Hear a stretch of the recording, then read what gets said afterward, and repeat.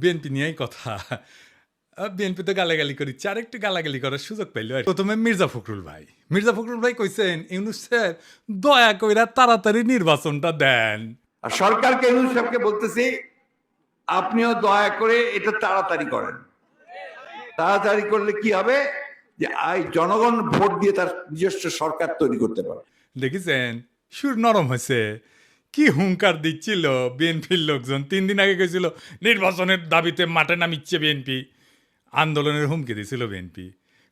করেন আন্দোলন, ঈদ তো গেছে, করেন আন্দোলন, নাকি সামনের ঈদের পরে করবেন। এই হুঙ্কার আবার ইন্ডিয়ান পত্রিকা আসে, দেখেন কি লিখেছে।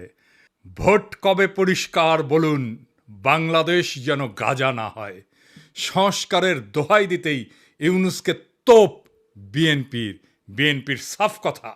এদেশের মানুষ নিজস্ব সরকার দেখতে চায়। দেখি যাও ইন্ডিয়ান পত্রিকায় কি হেডিং দিছে। ইন্ডিয়ানদের নির্বাচন নিয়ে তো কুরকুরেনি কেন বলেন তো? আমরা যদি আমাদের আক্কেল কাজে লাগাই, ইন্ডিয়া জিন্দেগিতে এমন কিছু বলবে না বা এমন কিছুতে সাপোর্ট করবে না যাতে বাংলাদেশের মানুষের ভালো হবে। ইন্ডিয়ানরা যা বলবে ঠিক তার উল্টা দিকে দাঁড়াবেন। ইন্ডিয়া যদি বলে না নির্বাচন এখন তা ঠিক হবে না, প্রফেসর ইউনূসের সরকার আরও থাকুক, আপনি তখনই কবেন প্রফেসর ইউনূসের পদত্যাগ চাই, প্রফেসর ইউনূস ক্ষমতা ছাড়ো, বুঝাও। রাজনীতি কালে খুব জটিল কিছু না, ইন্ডিয়া যা কবে তার উল্টা দিকে আমাদের মঙ্গল। এইবার আসেন দেখি বিএনপি কেমনে ইন্ডিয়ান বয়ান ফেরি করে, সেটাই না দেখি।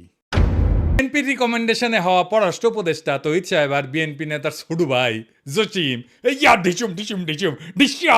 আসলে এই জসিম কইল যে 1971-এর জন্য পাকিস্তানে ক্ষমা চাইতে হবে। তো এটা তো আমি আর ইন্ডিয়ান বয়ান। তো এই পানি পড়া সে কই থেকে আসিছে? ইন্ডিয়া থেকে আসিছে, তাই না? সে একই পানি পড়া মির্জা ফখরুল সাহেব পাইছেন, দেখেন উনি কি বলেন। পাকিস্তান সেনাবাহিনী সে যে হত্যাযজ্ঞ করেছিল তার জন্য আজ পর্যন্ত কিন্তু ক্ষমা চায় নাই। গণহত্যা করেছিল, লক্ষ লক্ষ মানুষকে হত্যা করেছিল, তার জন্য পাকিস্তান এখন পর্যন্ত কিন্তু বাংলাদেশের কাছে ক্ষমা প্রার্থনা করে নাই। উনি মনে করেন পাকিস্তান ক্ষমা চায় নাই, অথচ আমরা জানি তিনবার রাষ্ট্রীয়ভাবে পাকিস্তান ক্ষমা চেয়েছে। একবার মন্ত্রী পর্যায়ে, একবার প্রধানমন্ত্রী পর্যায়ে, আরেকবার রাষ্ট্রপতি পর্যায়ে। তো উনি তো বাংলাদেশ সরকারের মন্ত্রী ছিলেন, সেই সময় ওনার মনে হয় নাই যে ওনার পাকিস্তান তো ক্ষমা চায় নাই। এখন কেন বল ইন্ডিয়া যে ফ্যাসিবাদ চালাইলো, কোনোদিন কইছে বিএনপি ইন্ডিয়া ক্ষমা চাইতে? নাকি বলবে জিয়ারে তো খুন করেছে তাই না? এটা কোনোদিন বলিছে? বলে নাই।